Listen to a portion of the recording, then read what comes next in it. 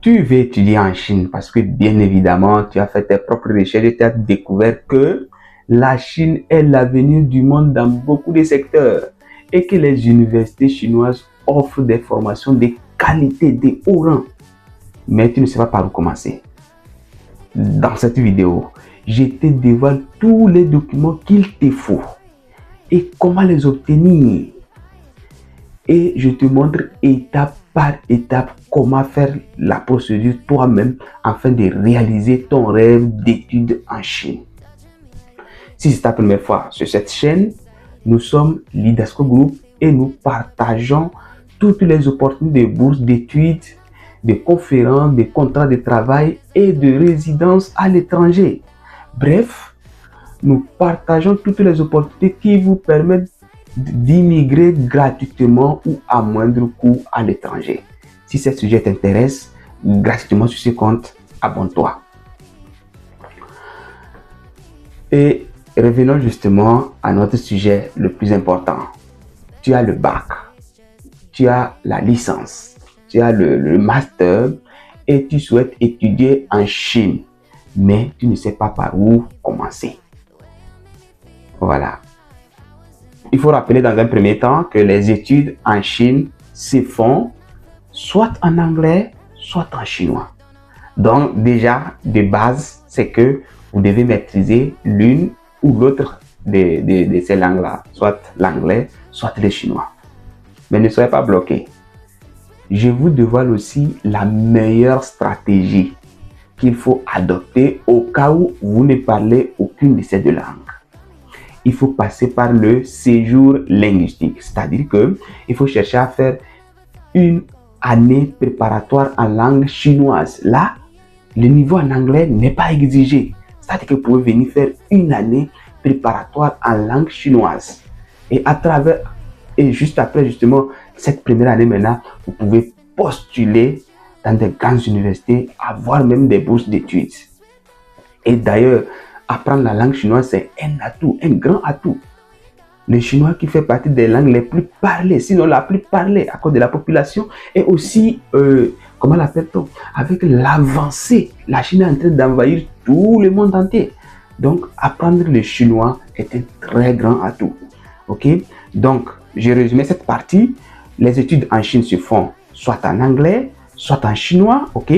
Mais même si vous n'avez pas, vous ne parlez pas ces langues-là, vous avez la possibilité, ok, de venir étudier la langue chinoise. Et maintenant, après cette langue chinoise, vous pouvez maintenant postuler dans des grandes universités, étudier en chinois. Ou bien, il faut retenir que lorsque vous serez là pour étudier le chinois, il y aura beaucoup d'étrangers. Donc, l'anglais va s'imposer à vous et ça va vous aider à perfectionner justement votre niveau d'anglais. Donc, à la fin d'une année, si vous avez un bon niveau en anglais, si votre anglais est amélioré, vous pouvez continuer vos études en anglais. Si le niveau en anglais n'est pas amélioré, vous avez étudié le chinois, n'est-ce pas? Donc, vous maintenant continuez vos études en chinois. Et même d'ailleurs, je vous explique, il y a plus d'opportunités quand on étudie en langue chinoise qu'en langue anglaise.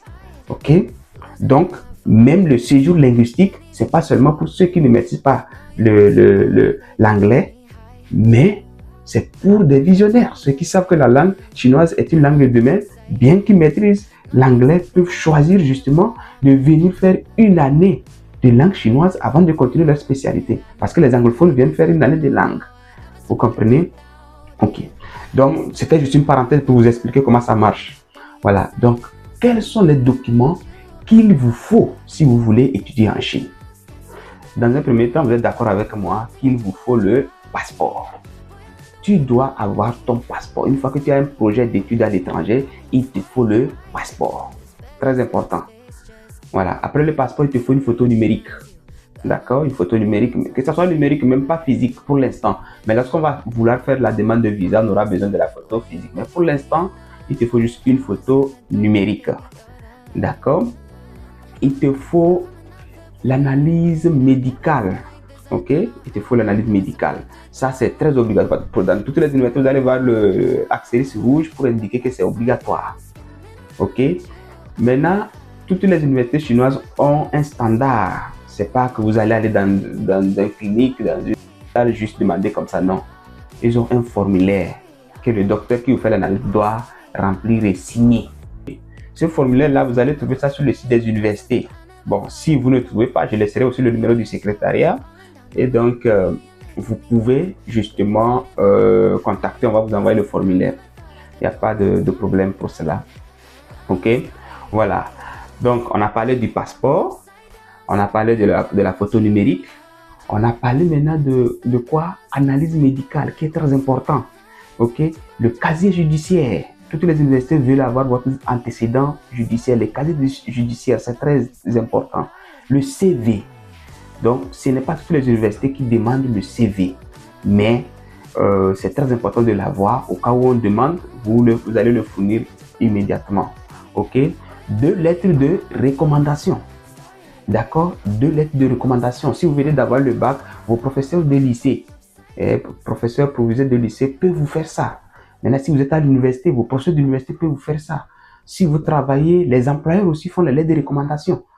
Ok, la lettre de recommandation, elle est plus compréhensible. Si elle vient d'un employeur, elle est plus compréhensible pour les niveaux supérieurs. Donc, on peut dire après la licence, vous étiez en train de travailler, ou bien lorsqu'on faisait la licence, lors des vacances, ou bien quelque chose comme ça. Mais c'est quand une lettre de recommandation vient d'un employeur et que c'est le niveau supérieur, c'est plus compréhensible. Mais pour ceux qui viennent d'avoir le baccalauréat ou bien fraîchement la licence, donc c'est que ça vient de vos professeurs d'université.